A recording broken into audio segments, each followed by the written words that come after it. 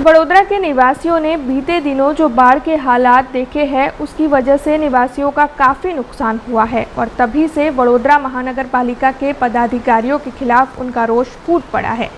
लेकिन देर से ही सही वडोदरा महानगर पालिका के पदाधिकारी हरकत में आए हैं और अब उनकी ओर से बरसाती कांस की कामगिरी शुरू करवाई गई है।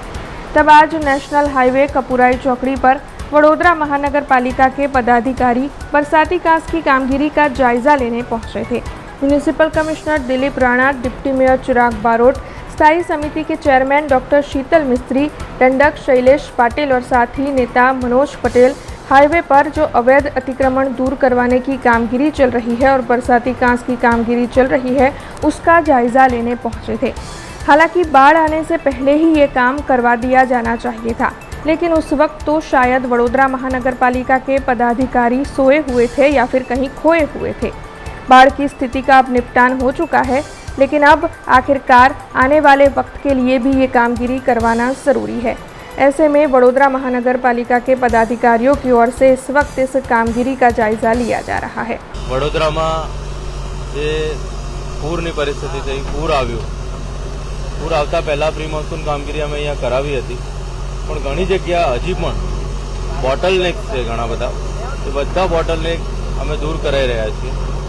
नेशनल हाईवेनी समांतर बंने बाजू એટલે શહેરની બાજુ અને પૂર્વ બાજુ એ બંને બાજુ જ્યાં જ્યાં જે પાણીની વહન કરતી જે કાંસ છે એમાં જેટલા બોટલનેક જેટલા દબાણો છે એ બધા દૂર કરવાની કામગીરી છેલ્લા 4 દિવસથી ચાલી રહી છે।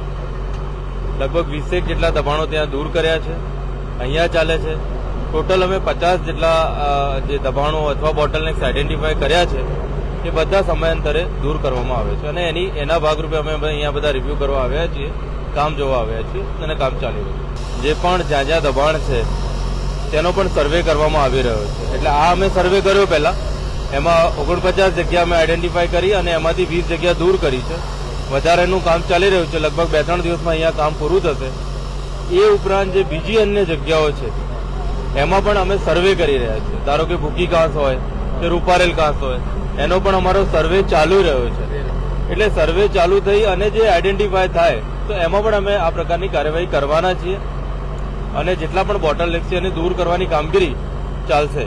આ એક આયોજનબદ્ધ કામગીરી છે, લાંબા ગાળાના આયોજનના ભાગ લઈને અમે કરી રહ્યા છીએ। પ્રોપર સર્વે થાય, સર્વે પછી એનું ઇમ્પ્લિમેન્ટેશન થાય અને જ્યાં જ્યાં બોટલનેક હોય એને નોટિસ આપીને દબાણો દૂર કરવા। हमसे जुड़े रहने के लिए हमारे YouTube चैनल को सब्सक्राइब करें और नई वीडियो की नोटिफिकेशन के लिए बेल आइकॉन को दबाएं।